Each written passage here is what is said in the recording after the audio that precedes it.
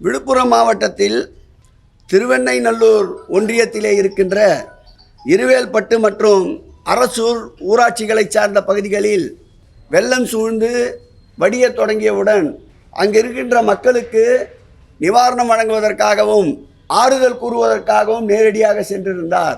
அந்த இடத்தில் ஒரு குறிப்பிட்ட கட்சியை சார்ந்த அரசூர் ஊராட்சியிலே இருக்கின்ற குறிப்பாக மகளிரணியை சார்ந்த விஜயராணியும் அவரது உறவினர் ராமர் என்பவரும் உள்நோக்கத்தோடு வேண்டுமென்று அவர் மீது சேற்றை வாரி இறைத்திருக்கின்றார்கள். இது எதை காட்டுகிறது என்றால், முழுமையாக நிவாரணப் பணிகளை ஒரு புறம் அறிக்கையின் வாயிலாக பொய் வதந்தி பரப்பி முடக்க நினைக்கின்றார்கள், மறுபுறம் இப்படி மக்கள் நல பணியிலே ஈடுபடுபவர்களை அச்சுறுத்துகின்ற வகையில் அவர்களுடைய பணிகளை தடுக்கின்ற வகையில் இது போன்ற செயல்களில் ஈடுபடுகின்றார்கள்.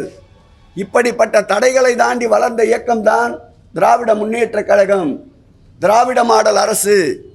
ஆகவே இப்படிப்பட்ட எதிர்ப்புகளை கண்டு அஞ்சாமல் மக்கள் பணியில் தொடர்ந்து பயணிப்போம் என்பதை எடுத்து காட்டுகின்ற வகையில்தான் இந்த நிகழ்ச்சிக்கு பிறகு தொடர்ந்து பாதிக்கப்பட்ட பகுதிகளுக்கு சென்று நிவாரணங்களை அமைச்சர் பொன்முடி அவர்கள் மேற்கொண்டு வருகிறார் என்பதை தெரிவித்துக் கொள்கிறோம்.